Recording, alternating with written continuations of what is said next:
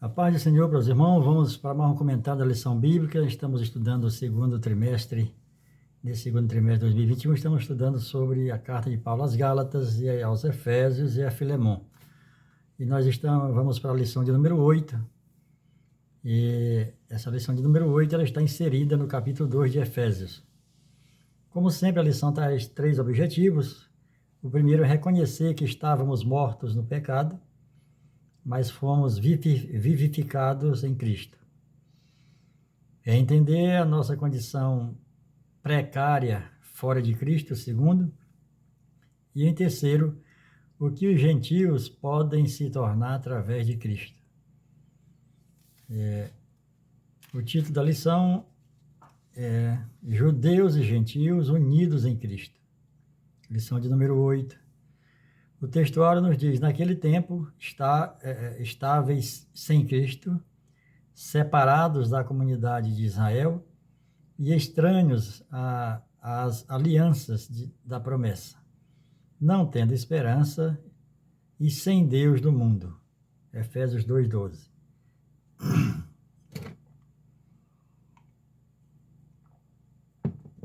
A verdade prática: a igreja é um corpo indivisível e tem como fundamento único o próprio Cristo. Pois bem, a introdução à lição ela diz que Efésios 2 é uma demonstração do passado, do presente e do futuro de judeus e gentios no que concerne ao plano de salvação ou da salvação.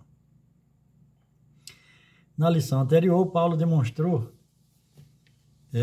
as providências divinas para a salvação. Mas aqui ele trata da efetivação desse plano e os resultados que produz na vida do homem. E de já quero deixar bem claro que é um plano de salvação, não é um acidente. A salvação ela não foi um acidente, ela foi planejada, Deus planejou, né? Ele planejou com efeito antes da fundação do mundo e depois durante a fundação do mundo, né? Desde a fundação do mundo. Com efeito, ele já matou Cristo no seu coração antes da fundação do mundo, quando ele cria, porque isso não foi um acidente, foi um planejamento, o plano da salvação. Então, com efeito, ele mata Jesus antes da fundação, mas de fato foi desde a fundação do mundo. Então, quando ele diz aqui, Efésios 2 é uma demonstração do passado, do presente e do futuro, de judeus e gentios no que tange ao plano de salvação. Na lição anterior, Paulo demonstrou que as providências divinas para a salvação, mas aqui ele trata da efetivação desse plano e os resultados que produz na vida do homem. O primeiro ponto fala mortos no pecado. No primeiro Adão, todos morremos. E essa morte ela foi espiritual. Foi nós que nos distanciamos de Deus. Isaías 53:1 diz que os nossos pecados é que faz separação entre nós e o nosso Deus, não é entre Deus e nós. Deus não tem nenhum problema com o nosso pecado. Quem tem problema com o pecado somos nós. Então, a separação ele faz entre nós e nosso Deus, até porque quando Adão peca, quando Adão cai, Deus continua descendo no jardim da mesma forma que dizia antes. E foi buscar Adão caído. Amém? Então, o primeiro ponto fala: o pecado mata espiritualmente. Então, todos que nasceram de Adão. Porque a palavra Adão, como nós falamos na lição anterior, significa Adam. E Adam é humanidade, no hebraico. Então, a palavra Adão significa humanidade. Então, toda a humanidade estava em Adão, já estava em Adão. Então, toda a humanidade, ela já nasce com esse pecado. Nós, pode dizer assim, eu não tenho nada a ver com o fruto que Adão comeu no jardim, mas nós estávamos dentro dele. Então, como estávamos dentro dele, quando nós nascemos, já nascemos em pecado. Aí o Salmo 51, o salmista vai dizer: em pecado eu fui formado no ventre da minha mãe, né? Não tão somente porque ele era um filho bastardo, mas também por conta do pecado de Adão. O segundo ponto do primeiro tópico fala Satanás e a vida pecaminosa, nos quais andastes outrora segundo o curso desse mundo. Qual é o curso desse mundo? O mesmo que está lá em Mateus, né? E onde fala de Noé, do curso desse mundo, né? Mateus 22, 38. Casavam-se, davam-se em casamento, estava no curso do mundo normal, igual o mundo continua até hoje. Então, aqui nos quais andastes outrora, segundo o curso desse mundo, segundo o príncipe da potestade do ar, do espírito que agora opera nos filhos da desobediência. Então, esse espírito que opera na vida dos desobedientes é o espírito de Satanás. Ele mesmo não habita na terra. O que habita na terra são os espíritos imundos. Satanás, eles vivem nas regiões celestiais, né? E aqui em Apocalipse 12, 7 a 9, né, diz que ele caiu. Ele caiu não significa que caiu do céu para a terra. Algumas traduções bíblicas chegam a afirmar que ele foi lançado do céu para a terra. Mas esse caiu aqui, ele caiu da sua posição.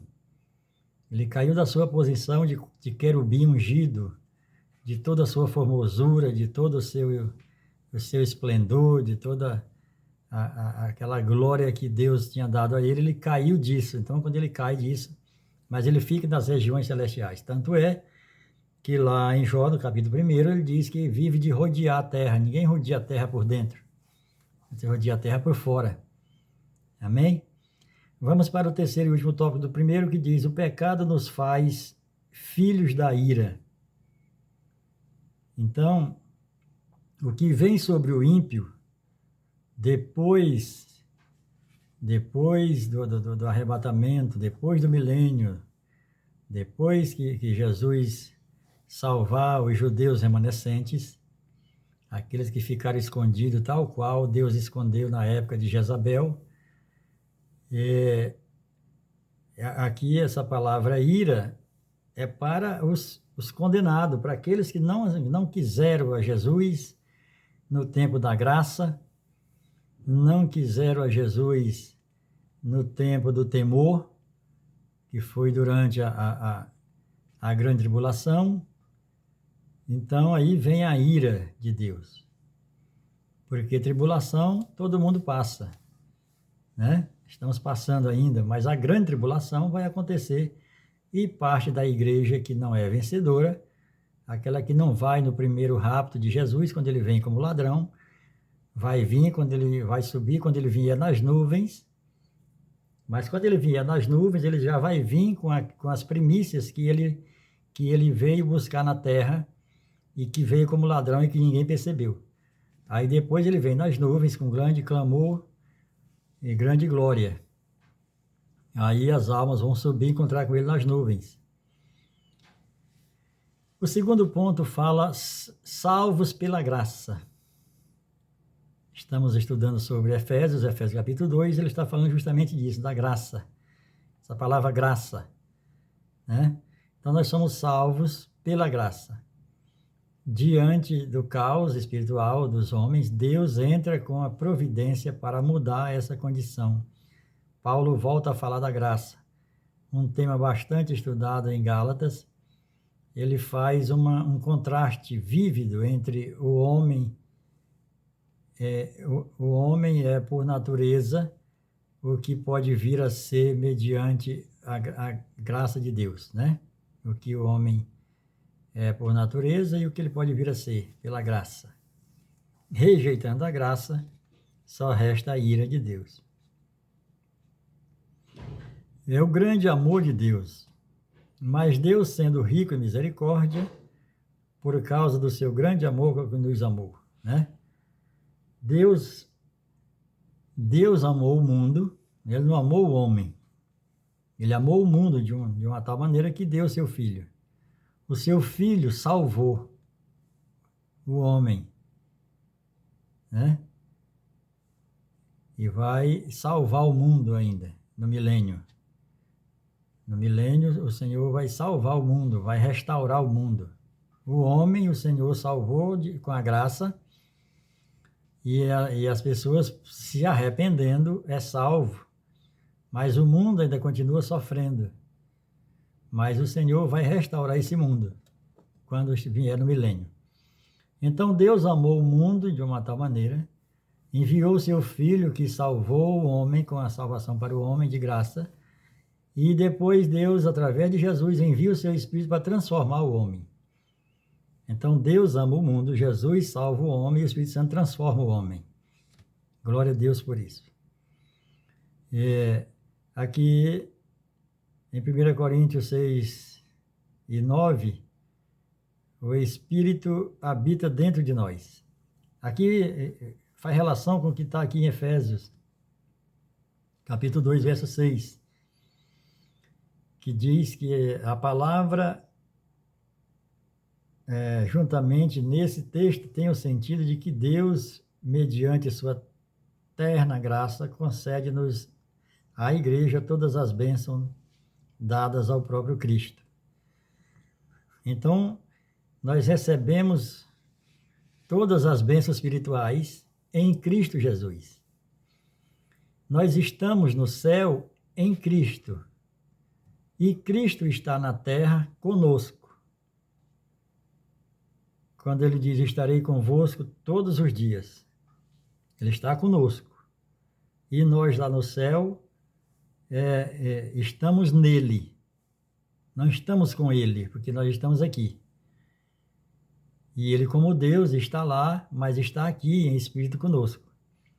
E nós estamos nele porque nós somos parte do seu corpo.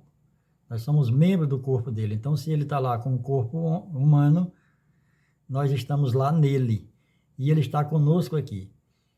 E o seu espírito habita dentro de nós. Então, essa é a situação. O Espírito Santo habita dentro de nós, o Senhor está conosco todos os dias, e nós estamos em Cristo lá no céu, diante do trono de Deus. E como somos salvos pela graça, isso é um dom, não é por obras, isso é um dom de Deus, não tem nada que nós possamos fazer para alcançar essa graça. E o que significa graça? Graça é algo dado em troca de nada a alguém que nada merece. Essa é a graça.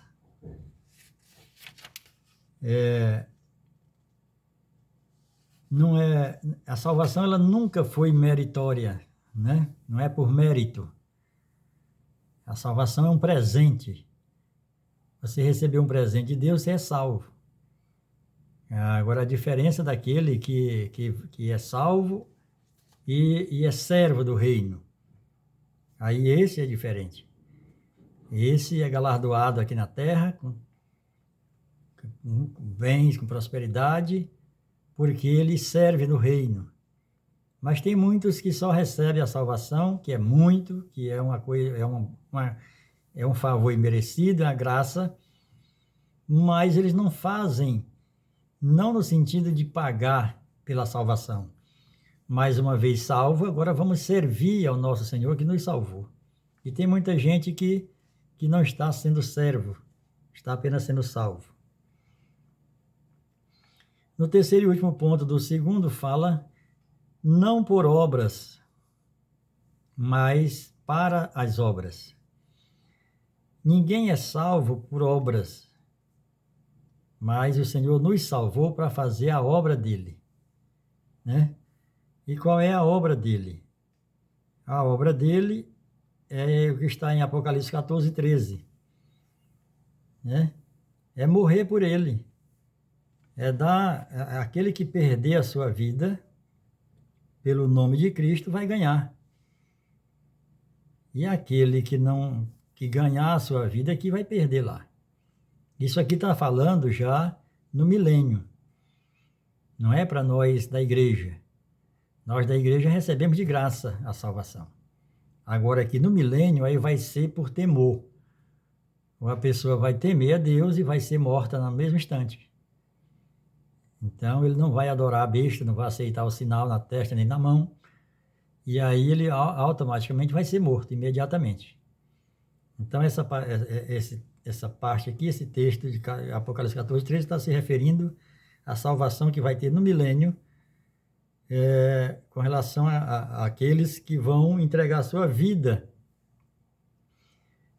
por temor a Deus. Não é mais pela graça, não é mais por arrependimento, é por temor. Ele teme, né? E entrega a sua vida porque ele diz: eu não vou aceitar adorar o anticristo e nem aceita as suas marcas. Aí automaticamente ele é morto. Vamos para o terceiro e último ponto. Unidos por Jesus. Após tratar das providências divinas em favor dos salvos, agora o apóstolo Paulo faz uma exposição sobre a incidência da graça divina através de Cristo sobre todos os gentios e judeus. Então aqui, os gentios, os judeus, eles se gloriavam, eles se diziam, né, circunciso. Essa palavra se dizia, aquela pessoa que realmente eles foram circuncidados, a semelhança, né, ali a semelhança de Abraão na carne, fez a circuncisão, mas eles se gloriavam nisso. E é como a pessoa se gloriar porque é evangélico e não fazer a obra que é para o evangélico fazer. Então os judeus, eles se gloriavam apenas porque era circuncidado e que guardava as leis, as 613 leis, né? E eles se gloriavam nisso, e não era para isso. Então aqui a condição dos gentios, naquele tempo, naquele tempo estáveis sem Cristo, separados da comunidade de Israel e estranhos às alianças da promessa, não tendo esperança e sem Deus no mundo. Então nós, os gentios, não tínhamos esperança e éramos sem Deus no mundo. Tanto é que João, no seu capítulo 1, verso 11 e 12, ele vai dizer que Jesus veio para o que era seu, e quem era os seus? Os judeus. Mas os judeus não receberam, Deus endurece o coração dos judeus de propósito para que abra uma porta para os gentios.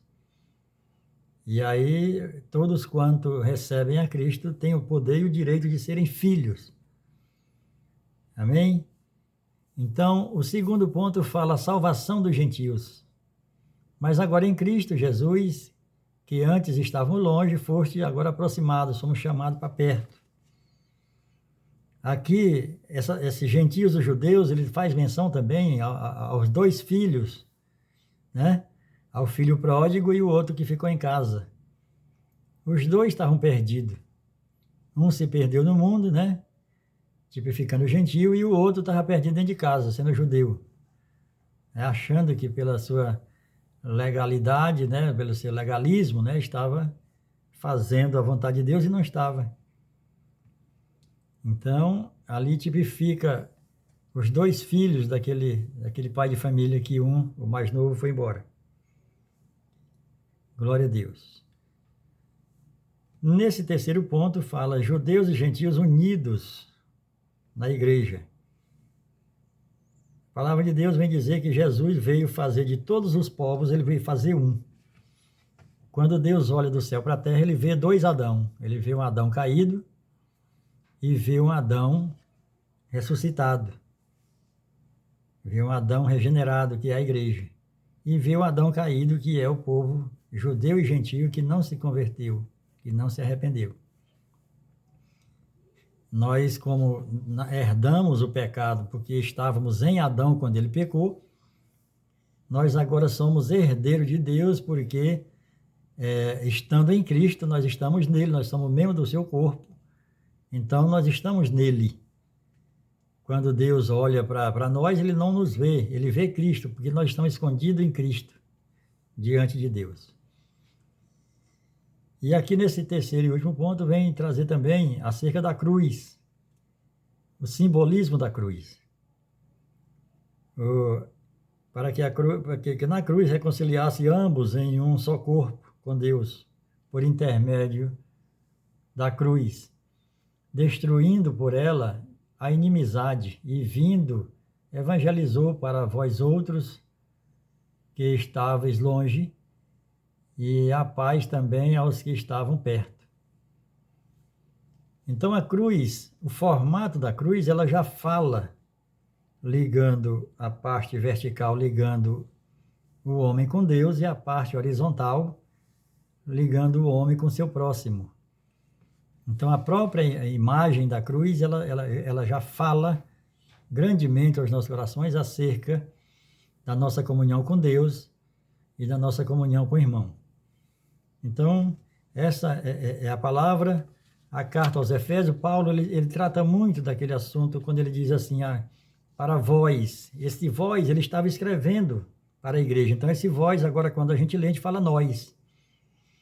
Para nós que estávamos longe, agora nós estamos perto. Para nós que éramos inimigos de Deus, agora somos filhos de Deus. Nós somos filhos e somos também herdeiros. E não só do que ele é, mas também de tudo que ele tem, mas também de tudo que ele é. Nós somos co-herdeiros com Cristo. E por que ainda não tomamos conta? Porque a palavra de Deus diz lá em Hebreus que enquanto o herdeiro é menino, nada se difere do escravo. Mas quando nós for maduro, aí nós vamos ser crentes maduros, aí sim vamos receber a nossa herança. Maduro significa administrar. Nós não temos como administrar ainda porque somos meninos. Ainda precisamos ser transformados. Mas enquanto isso, façamos a obra, alargando o reino de Deus aqui na terra, que é o propósito do Evangelho de Cristo, que é propagar o reino de Deus aqui na terra. Assim como ele fala na oração modelo, ele diz que faça aqui na terra, assim como é feito nos mais altos dos céus, a vontade de Deus. Desça o teu reino até nós. Graças a Deus, mais uma lição, que Deus abençoe. Em Cristo Jesus. Amém.